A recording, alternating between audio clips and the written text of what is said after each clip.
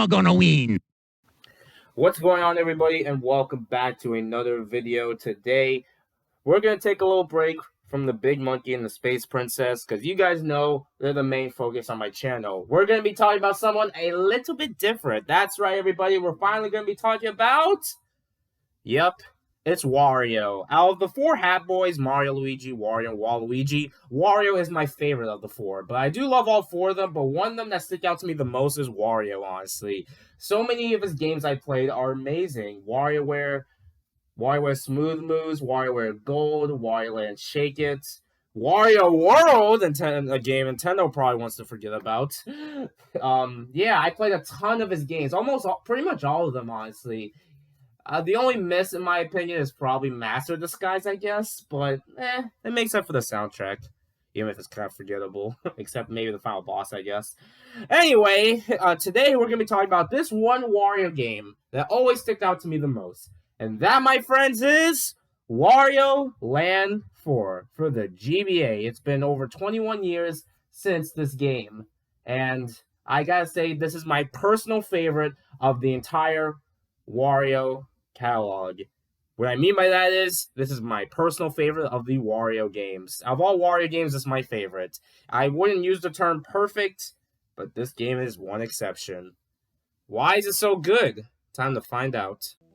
Alright, you know I gotta talk about the history of the Wario Land series. I was gonna make a video talk about the rest of them, but I don't know if Nintendo will announce a new Wario Land at the time of this recording in like a direct or something. I'm just playing it safe for now. But yeah, first Wario Land. Yeah, it's really good. Despite being a little on the floaty side, it was the first Wario Land, so I'll give it a little respect to this. And also just the theme. I love Wario has this little hat he has on. I wish he kept it on, to be honest. And overall, the music's really good, and I like the bosses, so yeah. Wario Land 2, my second favorite of the Wario Land trilogy. Nice. Trilogy? It's just more or less like exploring, actually trying to figure out some puzzles and stuff. Overall, a great experience. Wario Land 3 takes the day and night cycle, another reason why people love Mario Party 6, and yeah, it's really good when you go in a level and then you leave it, you just figure out some puzzles and a ton of bosses. Yeah, that's pretty much how I felt. But now at Wario Land 4, yeah, this one's no exception, just fixes pretty much everything. Normally I don't like using the term perfect game, but maybe this is an exception.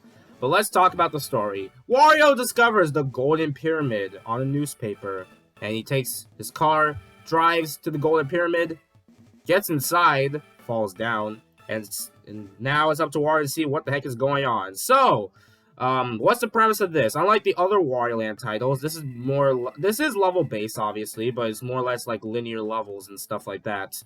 But you're still exploring a lot, trying to get as much as you can, and you need to get four pieces of I have to remember the name. Hold up, I have it here. Hold up. You need to find the switch. Like a certain piece. I don't know the name of it. I'm sorry, guys. Something. Oh, yeah, jewel piece. That's what it's called. I know it was a piece. I forgot what it's called. There are four pieces of the jewel piece. You need those to basically access the boss fight in each level. And there's a key in each level as well, except the very last level where you need to, like, make sure you get all of them so you can continue throughout the game. Oh, never mind. I'm mixing it up. You still need the key in the last level. You get my point. Make sure you get the key and the pieces so you can continue so you can progress through the game, basically.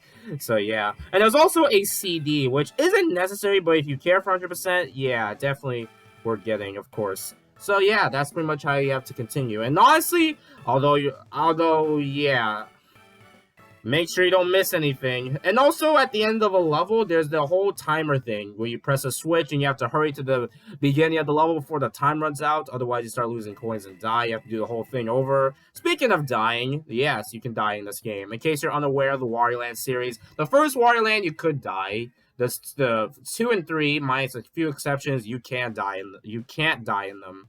Wario's invincible. He's way more powerful than you think.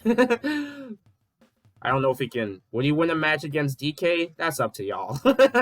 Let's not. But that's a discussion for another day. But Wario Land 4 has hearts, which I don't personally mind this personally, because it's not like I die to hearts that often. Also, there's harder and easy difficulties as well when you beat the games, which is nice.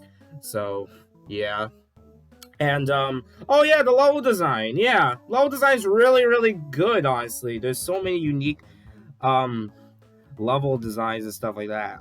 Palm Tree Paradise, the Mystic Lake, Moon, the Moonsoon Jungle. There's a lot of interesting levels I can list, honestly, and yeah, I love them. They're pretty nice. And also the music, although a majority of them, I believe this game came first before WarioWare. This was released around the same time as WarioWare. Um, WarioWare on the GBA. So the music is definitely similar in some aspects, especially the sound effects. But that doesn't bother me. But hey, it's nice to listen to, honestly. And also that timer theme where you have to, hurry and stuff. Oh boy, that timer theme is something. I love that theme so much. Just feels you have to hurry or something. It's just that feeling you get when you press it. Also the boss fights.